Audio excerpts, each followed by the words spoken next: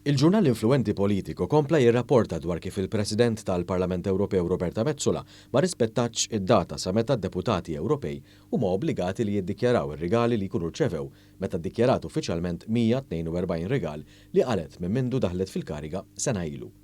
Il-ġurnal internazzjonali żvela li dawn ir-rigali kienu jinkludu mawra lussuża fir-reġjun ta' Borgogna fi Franza li huma ruffer mal-inbit tiegħu. Iż-żjara kienet tinkludi ċena lussuża f'kastell medjevali u lejl għaliha għaż-żewġa f'lukanda ta' 5 stilel.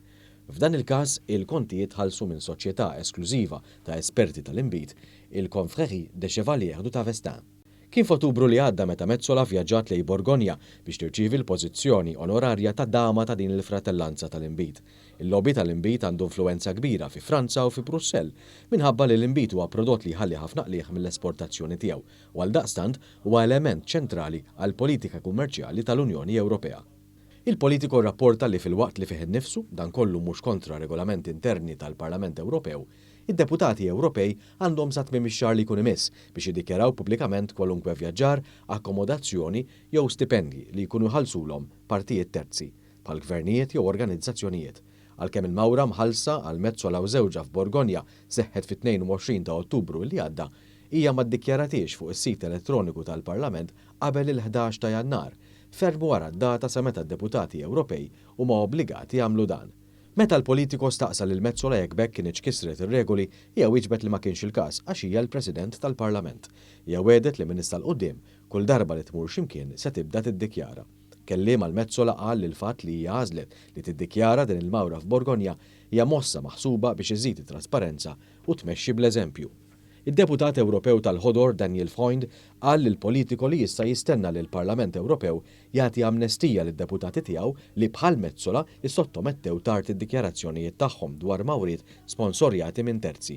Huwa qal li mbagħad ir-regoli dwar it-trasparenza jridu jittieħdu bis-serjetà u l-imġiba ħażina għandha tiġi sanzjonata. Il-politiku rrapporta wkoll li f'temp ta' 3 ijiem il-ġimgħa l-oħra Metsola rreġistrat ukoll 3 mawriet oħrajn li fihom l-akkomodazzjoni tħallset minn partijiet terzi u li tlieta li huma nnotifikathom fir-reġistru ħafna wara li kien skada żmien stipulat għad-deputati Ewropej biex dan isir. Hija ddikjarat ukoll li attendiet għall-partita finali tal-UEFA Champions League f'Pariġi f'Mejju li għadda.